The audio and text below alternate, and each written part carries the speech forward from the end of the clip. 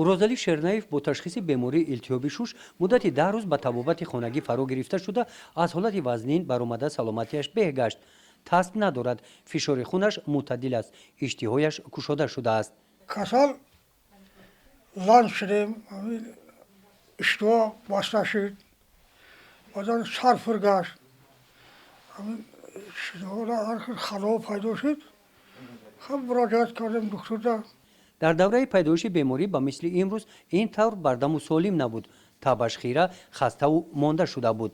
азияти орак будем, хидмат гум карда будем. хариб бачаҳоро қариб нашиносумам. دیگه شکر با سال شدم انشالله. یا گفته سام کو. درباره همین کسلی معلومات داشتین؟ نه معلومات نداشتم، هم فوق‌العاده گویا خیلی افتادم نباشه خیلی ما احتیاط میکردم دویم چه خاکی خدا نصیبم مونده عطا کرده بوده با خودشون با شفا داد. амаки урозалӣ аз бемории covid-19 хабардор буд. ӯ мегӯяд ки оиди пешгирии бемории covid-19 қоидаҳои беҳдоштиро ӯ дар куҷое риоя накардааст. аз куҷо ӯ ба ин беморӣ гирифтор шуданашро мепурсем. ҳамон қишлоқда майда маракаҳоро риоя кардем, камтараке кам 10 каси 5 каси зиёда ҳамин дар ҳамин байн худ кардем.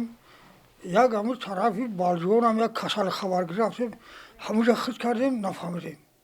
ҳаким назаров фарзанди калони амаки урозалӣ аст. ҳангоми бемории падар ӯ ҳолати ӯро мушоҳида намуда падарашро тез ба беморхона бурд, аз муоинаи тиббӣ гузаронид. фарзандоро фарод карда хабар додем ки мо вазъиятам хире хай ино дарав духтур ташриф карда рафтам, духтуро овардан бубурдан карантин кардан. хонаро карантин кардан, кӯдакҳоро бисёр баромаданӣ намондан, беғардам духтур ҳичкам наметувмад. як 10 рӯз пеш ҳамин хел мазаж гирехт, хай омада дидем, ана духтурои ҳами участкои пайрод кардем, омадан дидан, хай як тавбат кардем, я се нақс шида буд. бо дидем ки бо мазаж гирехт, ида маслиҳат додан ки бурда ҳами ташхиси рентгена бизгаронем. бурдем рентген гузарондем, анализои хунро спордем, хай ҳамаш биромадан, бо духтуро муддат вай када назначени карда додем. баъди муоинаи тиббӣ бо ташхиси бемории илтиёби шуш барои табобат фарзандон падарро ба беморхона набурданд. мусафед гуфт ки акима камтар синни солим рафтагай ана ҳамира чӣ хел бигем аки гуфт ки илоҷиш боша мара дар хона барем, хонада ма табобат мегирем. дига овардем ҳамин хонада маслиҳати духтуро қатӣ ҳамин гуфтем ки алоҳида ҳама шароит ҳаст, баъд ҳамин хонада табобат кардем.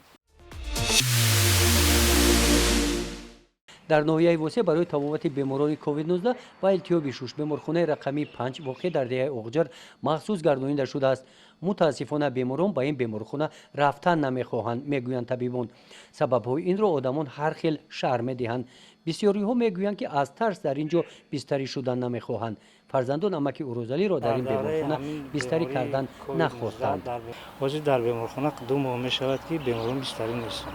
овозаҳо мешуд ки мисол кормандони соҳаи тиб бисёр доруҳои зарарнок ба беморон мерасонанд, лекин ҳама бардурӯғ аст. мо хизмат софдилона хизмат кардем.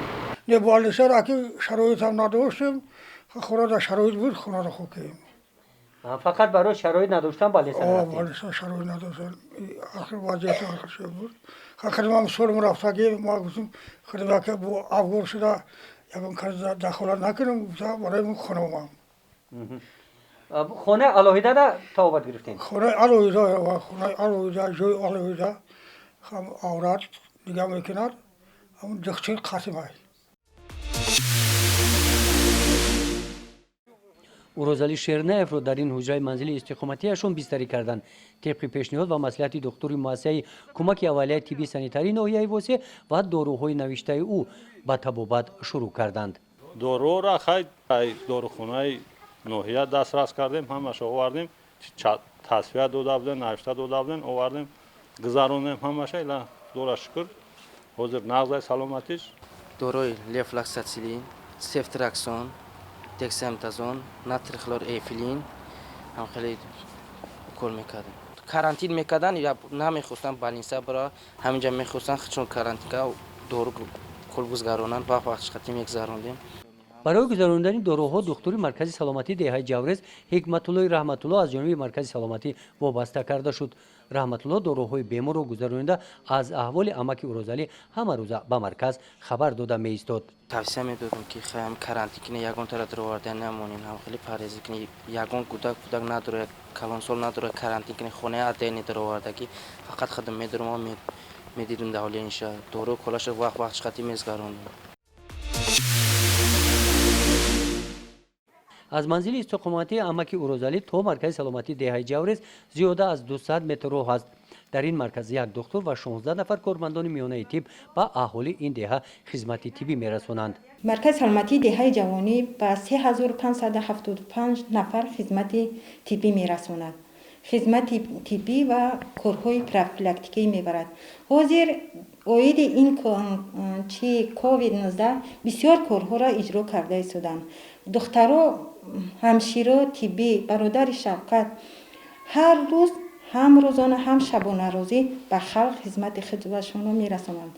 برای پیشگیری کووید 19 این سال 2020 هر روز کارهای خانه گشته، یعنی که هر روز خانه به خانه گشته کارهای فهمانده دهی میبرند. بیمارای التیاب شوش خدمت طبی میرسانند. علاقمندش رو هر روز رفته خبر گرفته اینا حرارت بلندیشون میسنجن که حرارت علاقمندوش بیمار نشوند. در دوره کووید 19 کارمندان مرکز شبانه روزی و بیروزی استراحت کار میکنند. همه روزه از وضع سلامتی ساکنان خبر گرفته میستند. در مرکز 30 نفر گرفتاران بیماری التیاب شوش و غیر گرفته شدند. همه آنها در خانه تبابت گرفتند.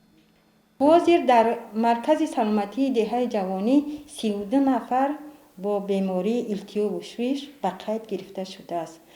شکرانه که با این بیماری در دهه ما یگان تا فوق به عمل نیامده است. تبابت حاضر شما کردید تبابت؟ فقط تبابت استاسیونری ما یگان تا کردگی نیستیم، همش امبولاتوری در خانه تبابت طبی میگیرن. سببش که ما که تا او درجه وزمین حالتشون به وزمینی غلطیدگی هم نیستن، هم خلق نمیروند همون همشیرو خودشون در خونه تبابتشون میگذرانن.